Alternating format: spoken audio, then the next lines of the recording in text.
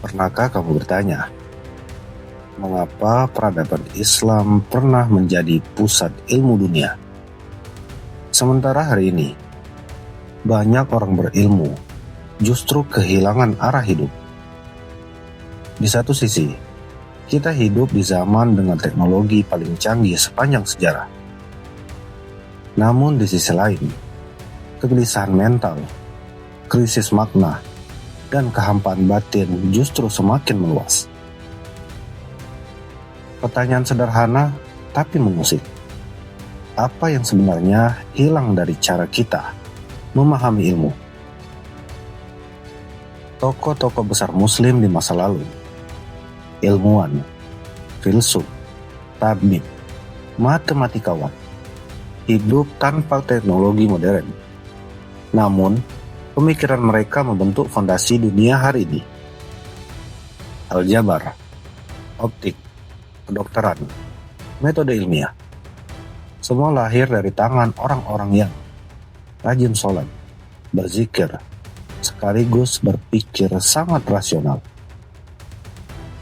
Mereka tidak melihat kontradiksi antara iman dan logika. Justru di sanalah letak rahasia sukses mereka. Mengapa mereka bisa sedalam itu berpikir tanpa kehilangan iman? Mengapa mereka bisa rasional tanpa menjadi arogan? Dan mengapa ilmu mereka bertahan ratusan tahun, sementara banyak pemikiran modern cepat usang? Jawabannya tersembunyi dalam satu paradigma besar.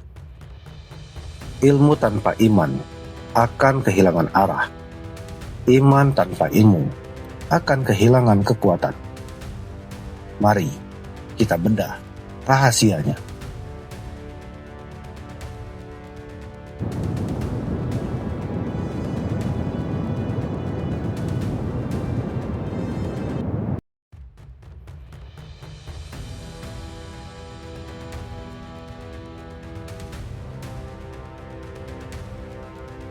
Ketika laboratorium menjadi tempat ibadah. Bagi ilmuwan Muslim klasik, alam semesta bukan sekedar objek eksperimen. Ia adalah ayat-ayat Tuhan yang terbentang. Langit, cahaya, angka, tubuh manusia, semuanya dianggap sebagai tanda. Ayat yang mengarah pada satu kesimpulan, keesaan Allah. Al-Biruni, ilmuwan yang mengukur dunia, tapi tunduk pada Tuhan.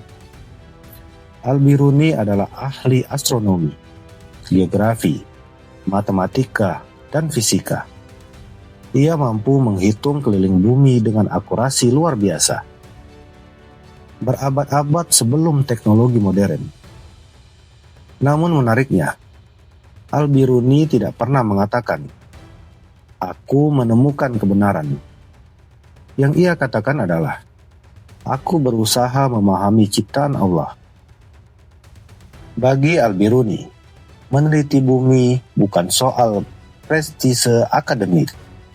Itu adalah bentuk tadabbur.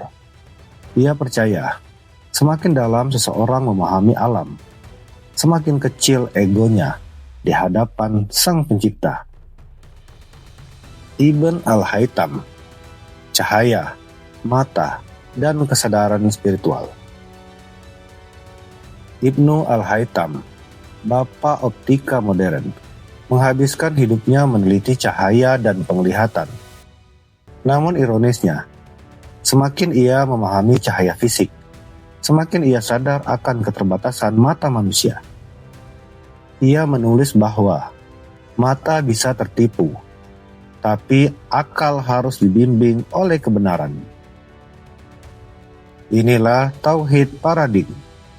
Ilmu bukan untuk merasa paling benar, tetapi untuk menyadari betapa luasnya kebesaran Allah. Bagi mereka, ilmu bukan alat mencari uang atau status. Ilmu adalah jalan untuk memperkuat iman.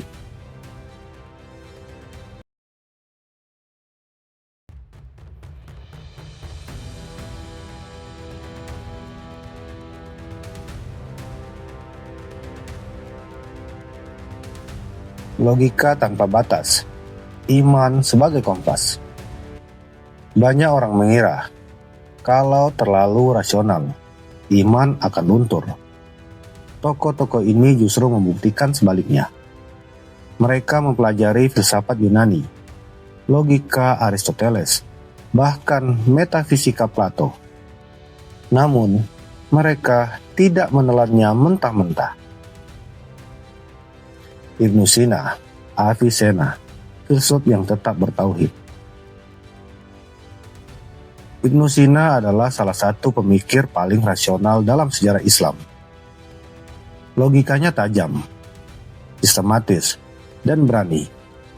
Namun, ada satu batas yang tak pernah ia lewati. Akidah. Bagi Ibnu Sina, akal adalah anugerah terbesar Tuhan, tetapi bukan Tuhan itu sendiri. Ia menggunakan logika untuk memahami realitas. Namun, ketika akal mencapai batasnya, ia tunduk pada wahyu. Inilah yang membedakannya dari filsuf sekuler modern. Al-Kindi menyaring filsafat dengan tauhid. Al-Kindi menegaskan, kebenaran adalah kebenaran, dari manapun ia datang. Namun ia juga mengingatkan, tidak semua pemikiran layak diterima tanpa disaring. Tidak semua pemikiran layak diterima tanpa filter. Ia menggunakan iman sebagai kompas moral. Logika boleh bebas, tetapi tidak boleh merusak fitrah manusia.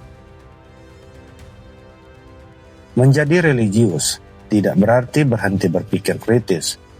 Justru iman yang sehat menuntut akal yang aktif, namun beretika.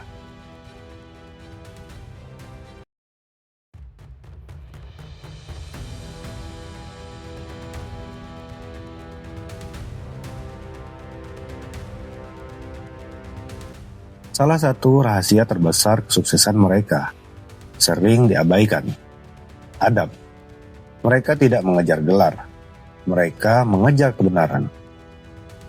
Kerendahan hati intelektual.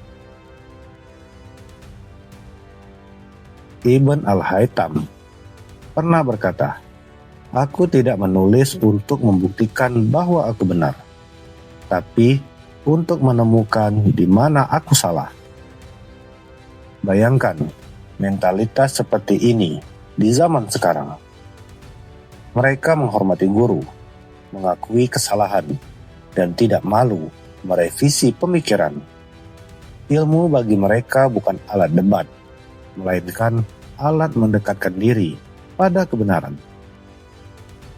Kesuksesan besar lahir dari karakter yang kokoh. Tanpa adab, ilmu hanya memperbesar ego.